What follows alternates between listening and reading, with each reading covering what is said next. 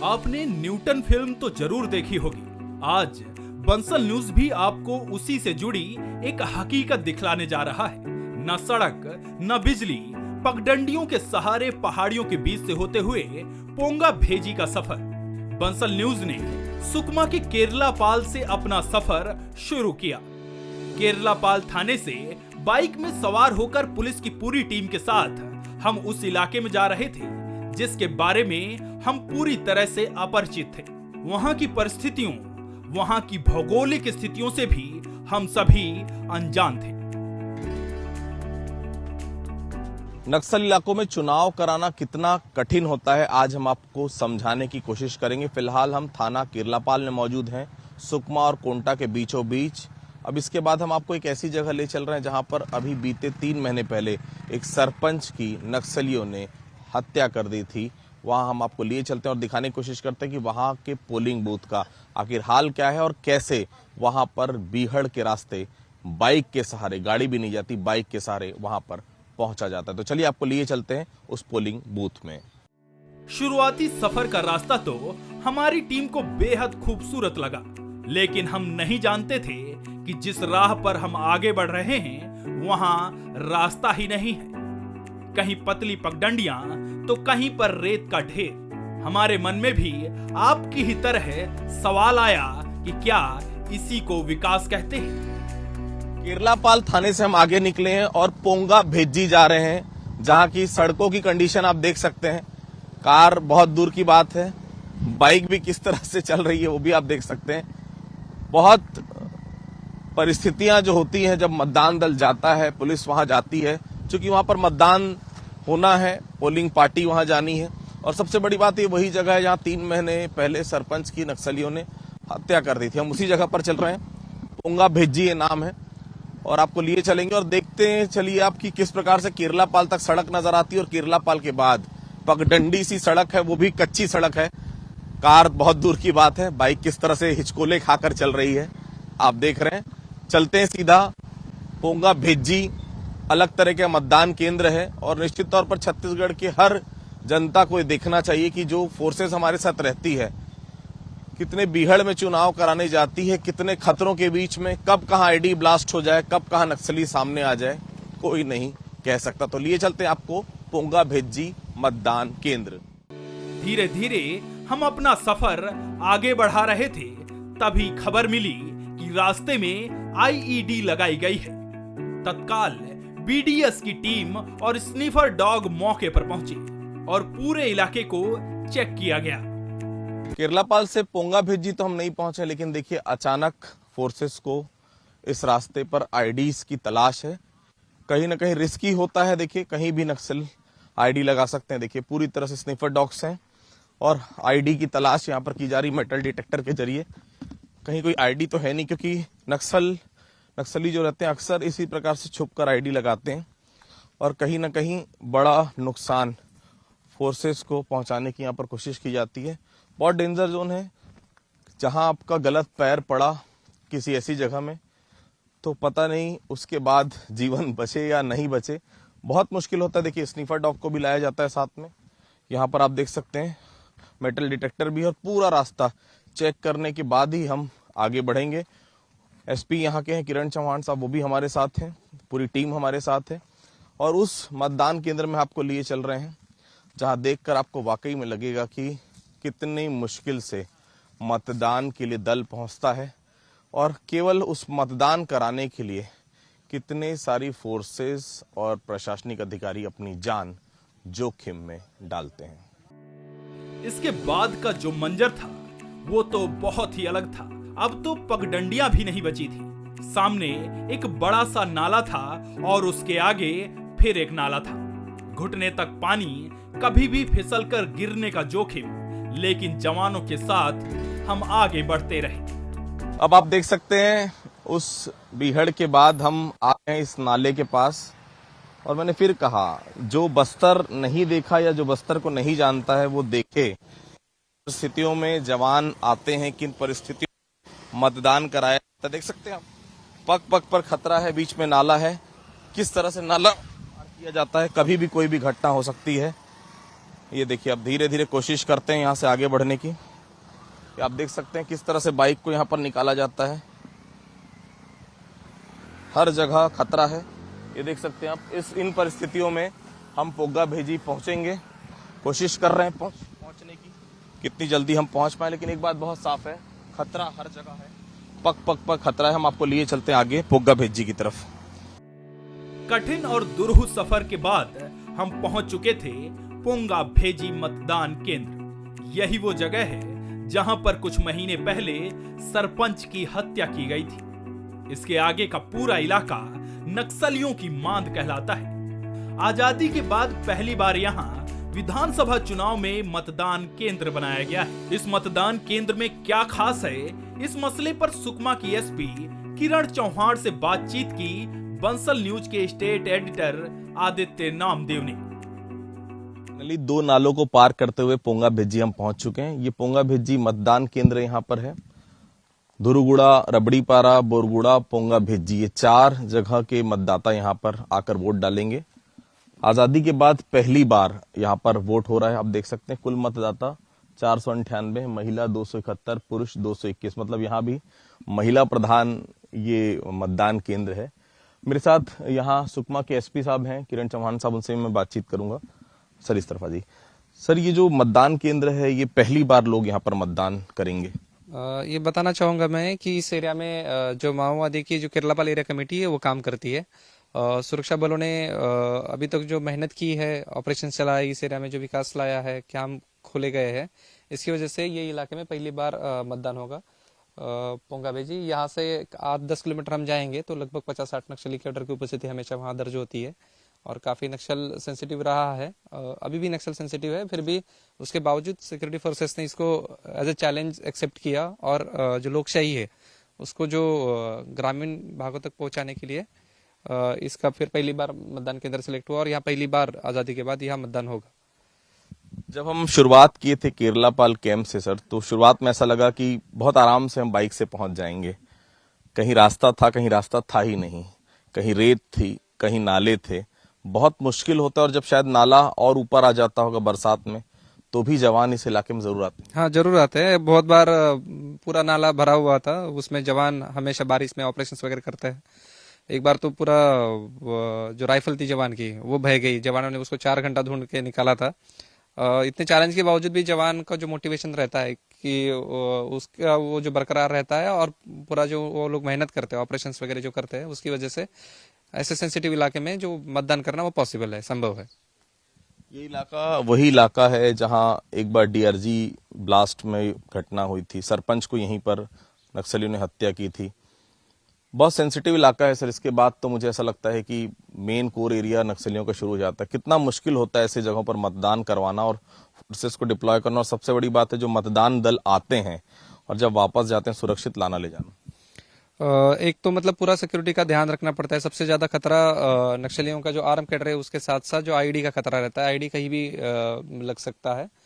और जो रोड है पूरा, मतलब लगभग हम 12-13 किलोमीटर आए हैं, पूरी कच्ची सड़क थी, कहीं नाला था, कुछ ये था, तो उसको पूरा सिक्योर करना पड़ता है। उसके बाद जो यहाँ पोलिंग जहाँ होगा, पूरी एक डीआरजी की टीम जिसमें 60-70 लोग रहते हैं वो पूरी डिप्लॉय होगी और पोलिंग पार्टी को बाइक से लाया जाएगा और फिर यहाँ मतदान होगा और पूरे सुरक्षितता में पूरा मतलब सुरक्षा दृष्टिकोण से फुल प्रूफ होकर यहाँ मतदान कराया जाएगा।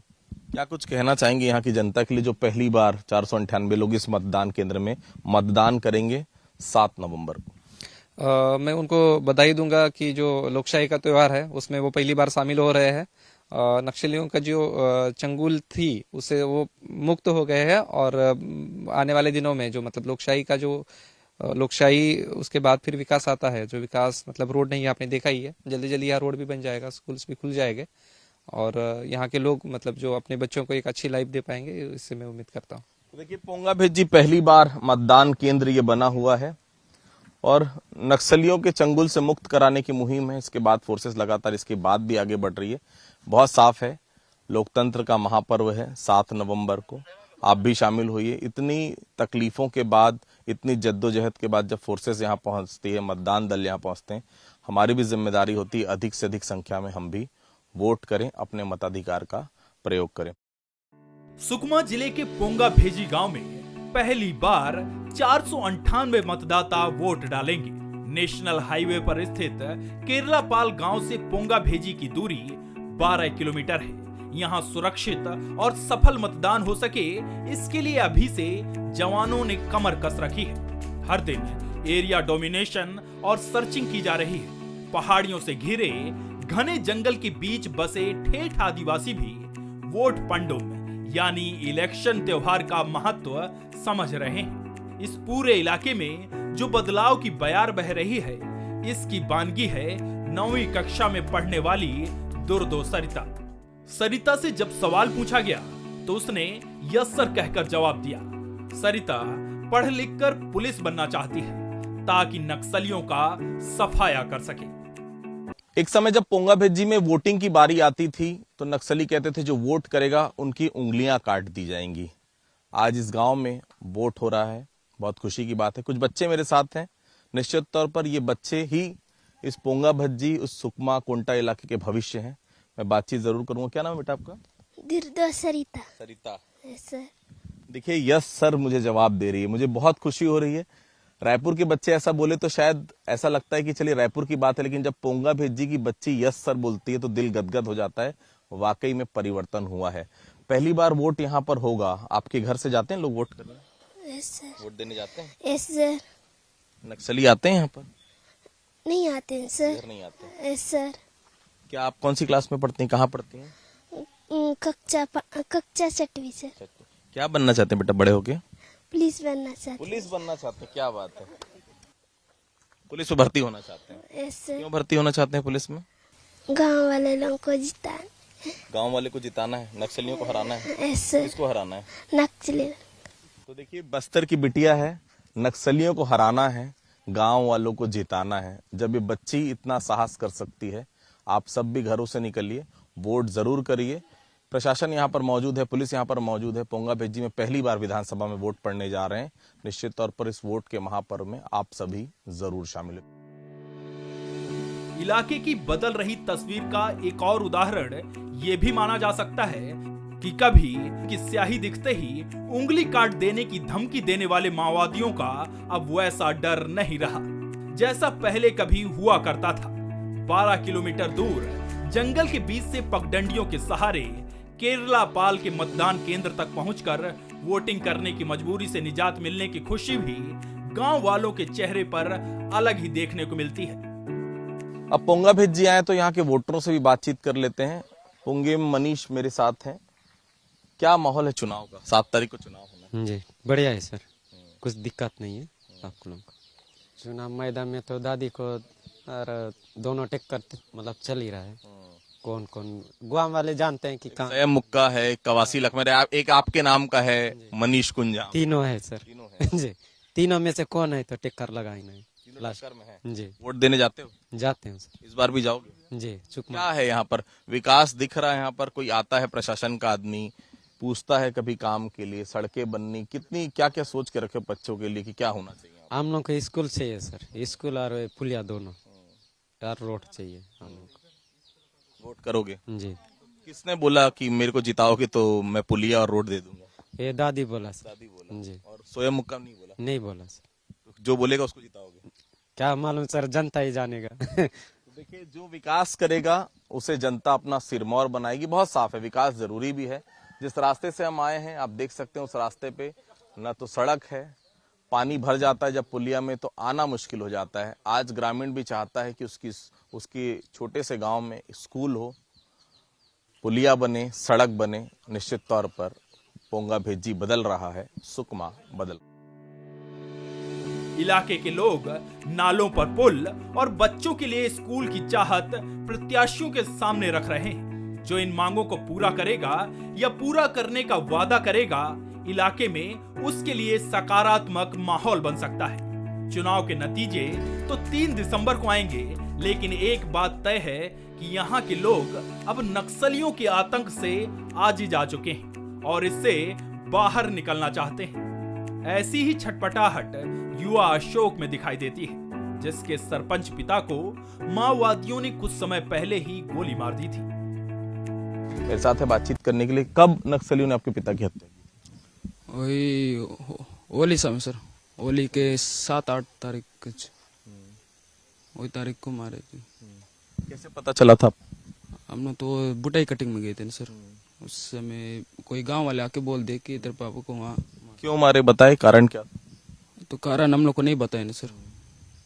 पता चला आपको क्यों मारे? पता तो नहीं चला सर। अभी अब इस ट्रैक्टर से कितना कमा लेते हैं, क्योंकि आपके घर में अब आपके अलावा कमाने वाला कोई नहीं है? कमाने वाले तो कोई नहीं, मैं ही चलाता हूँ अकेला ही सर बस। कितना पैसा कमा लेते हैं? ये 10-20 कमा लेता हूँ सर। 10,000। 10,000 रुपये। क्या पढ़कर क्या बनना चाहते थे आगे? आज तो चलिए परिस्थिति ने ट्रैक्टर आपके हाथ में दे दिया, पढ़ाई करते तो कहाँ पहुंचना चाहते थे अपने जीवन में? वही क्या बनना चाहते थे? गुरुजी सर। गुरुजी बनना जी। चाहते, पढ़ाना चाहते थे। पढ़ना चाहते। क्या नाम है आपका? पुण्यम अशोक। पूर्णिमा अशोक है। देखिए, पढ़ना चाहते थे और पढ़ाना चाहते थे, यहाँ के बच्चों को कुछ सिखाना चाहते थे, शिक्षित करना चाहते थे, लेकिन परिस्थितियां ये है कि आज ये ट्रैक्टर चलाकर अपने घर और अपने परिवार का भरण पोषण कर रहे हैं। एक घटना इतना कुछ बदल देती है, नक्सली दहशत कायम रहती, इसके चलते ना रह पाए। सरकार यहाँ लगातार प्रयास कर रही है, पुलिस लगातार प्रयास कर रही है। पोंगा भेजी में जैसे जैसे विकास के साधन बढ़ते जाएंगे वैसे वैसे यहाँ नक्सलिज्म खत्म हो जाएगा। कुल मिलाकर पुलिस तैयारी भी कर रही, प्रशासन लगा भी हुआ है। देखते हैं कब तक यहाँ पर इस प्रकार की घटना रोकी जा सकती है। फिलहाल आपने अशोक की बात सुनी, किस तरह से पढ़ाई छूट गई, सब कुछ छूट गया और आज ट्रैक्टर परिवार का सहारा है। इस पूरे इलाके को समझने वाले पुलिस अफसर बताते हैं कि किस तरह से नक्सलियों के अलावा दूसरी दिक्कतों का सामना जवान करते हैं। कभी बारिश में नालों का पानी सिर के ऊपर तक बहता है, ऐसे में भला हो उस ट्रेनिंग का जो उन्हें विपरीत स्थितियों से निपटने के लिए दी जाती है। पोंगा भेजी से हम लौट रहे हैं। लौटने का सफर उतना ही मुश्किल है जितना हम जाते समय हमने सफर देखा था। जवान देख रहे हैं, बाइक ले जाने की कोशिश जरूर करते हैं, लेकिन इसी तरह से आपको जाना पड़ता है। परमेश्वर जी हैं यहाँ के एसडीओपी हैं सुकमा, उनसे बातचीत करता हूँ। ये पानी अभी घुटनों तक है जी। बारिश में जब ये घुटनों से ऊपर आता होगा फिर भी सर्चिंग जारी रहती है? जी बिल्कुल, यहाँ पे पैदल आना पड़ता है और पैदल जब हम इनको पार करते हैं तो हमारे सिर के ऊपर से भी पानी चलता है, ऐसी स्थिति रहती है यहाँ पे। तो जोखिम लगता है यहाँ पर, क्योंकि पैर भी बचाना है, आ रहे हैं, फिसलन भी है यहाँ पर, नक्सलियों को भी देखते रहना है, कहीं कोई गोली ना आ जाए आपके नाम की। जी, हम लोगों को जो ट्रेनिंग दी जाती है और जिस हिसाब से सुरक्षा लगा के इसको पार किया जाता है, कैसे पार किया जाना है उसकी भी ट्रेनिंग दी जाती है और उसका जो ट्रेनिंग दी जाती है उसका उपयोग करते हुए हम यहाँ से पार होते हैं। देखिए, पार हम भी हो रहे हैं, गए थे पोंगा भेजी, अब लौट रहे हैं। ये देखिए, इस तरह से जवान कोशिश करते हैं बाइक को निकालने की। पानी अभी कम है तो हो सकता है बाइक निकल भी जाए, लेकिन जैसे जैसे पानी बढ़ता जाता है लेकिन जवानों के हौसलों पर कोई असर नहीं दिखता, कम नहीं। देखिए, इस तरह से जवान हौसले कम नहीं होते। जब देखिए ये बाइक में इसी तरह से नुकसान हो जाता है कभी भी, क्योंकि फिसलन बहुत ज्यादा है, पत्थर कभी भी कोई ऊंचा है कोई नीचा है, फिसलन हो जाती है। इसी तरह से देखिए कभी कभी दुर्घटनाओं का शिकार भी होना पड़ता है। तो पग पग खतरा है, पग पग नक्सलियों का भी खतरा है। पानी भी स्थिति आप देख रहे हैं, नाले की भी स्थिति आप देख रहे हैं। कुल मिलाकर बहुत चैलेंज है सुकमा के इस पोंगा भेजी में जहां हम पहुंचे थे। निश्चित तौर पर देखिए जवान आने की कोशिश जरूर कर रहे हैं, लेकिन मैं फिर आपको बताऊं, लोकतंत्र के इस महापर्व के लिए पुलिस और प्रशासन लगा हुआ है, लेकिन मुश्किल लगातार इस इलाके में नजर आ रही। पोंगा भेजी से लौट रही बंसल न्यूज की टीम को केरलापाल पहुंचकर पता चला कि असम के डिब्रूगढ़ में तैनात सीआरपीएफ की एक कंपनी निष्पक्ष चुनाव कराने में मदद करने के लिए पहुंच चुकी है। हालांकि गुरिल्ला जोन की गतिविधियों से ये जवान बहुत अच्छी तरह परिचित नहीं है, लेकिन इनका हौसला देखते ही बनता है। असम से सीआरपीएफ की बटालियन आई है यहाँ पर। सुकमा से हम आगे बढ़े थे केरलापाल से आगे हमने पोंगा भेजी गए थे। और उसके बाद अब हम यहाँ पर पहुंचे हुए हैं, बातचीत करेंगे हम। आरएन चौधरी साहब हैं, कमांडेंट है इस बटालियन के। असम नॉर्थ ईस्ट बहुत अलग इलाका सर, ये केरलापाल सुकमा का ये बेल्ट एकदम अलग इलाका, बहुत सेंसिटिव इलाका है सर। किस तरह से देख रहे हैं? और यहाँ के रिसेंट जो डेवलपमेंट्स हैं, इंटेलिजेंस है और जो भी डेवलपमेंट है उसके बारे में हमें बताया जाएगा और वो हम आगे हमने कार्मिकों को बताएंगे और वे कार्मिकों को एकदम तत्पर करेंगे इस चुनाव को फ्री फेयर और ट्रांसपेरेंट करवाने के लिए। सर, जब भी हम नक्सल इलाकों में आगे बढ़ते हैं एसओपीज का फॉलो करना बहुत ज़रूरी होता है। पिछले चुनाव में हमने देखा था एक डीसी साहब यहीं पर शहादत हुई थी, आगे में एक सरपंच को 3 महीने पहले ही यहाँ पर नक्सलियों ने मार दिया था। जवान भी आते हैं, कभी मोबाइल नेटवर्क के कारण, कभी किसी दूसरी चीज़ के कारण, कभी लापरवाही हो जाती, बाहर निकल जाते हैं। विशेष तौर से ध्यान रखना चाहिए सब चीज़ों को। हम अपनी स्टैंडर्ड ऑपरेशन प्रोसीजर का पूरा ख्याल रखते हैं और अगर ऐसी कोई घटनाएं पूर्व में घटी है तो उससे हम एक बहुत ही बड़ा सबक लेके उसको हमारा जो है उसकी स्टडी करते हैं और इस तरह की घटनाएं की पुनरावृत्ति न हो, इसके लिए हम अपना जो है कठोर से कठोर कदम उठाते हैं। देखिए, ये थे हमारे साथ आर्यन चौधरी साहब। इनका साफ तौर पर कहना है फोर्सेस पूरी मुस्तैद है, किसी भी तरह से एसओपीज को फॉलो हर हालत में किया जाएगा। कोई भी परिस्थिति हो, फेयर और शांतिपूर्ण इलेक्शन कराना सबकी जिम्मेदारी है। फोर्सेस असम से आई थी, निश्चित तौर पर शांतिपूर्ण और निष्पक्ष चुनाव कराना पुलिस की भी जिम्मेदारी है, सीआरपीएफ की भी जिम्मेदारी है। बंसल न्यूज में आपने देखा कि किन कठिनाइयों और चैलेंज के साथ प्रशासन ऐसी जगह पर मतदान करवाता है। हम सबकी भी ये जिम्मेदारी है कि अधिक से अधिक मतदान कर लोकतंत्र के इस महापर्व में अपनी सहभागिता दें। रजत वाजपेयी, मकबूल और कैमरामैन योगेश के साथ आदित्य नामदेव, बंसल न्यूज, पोंगा भेजी।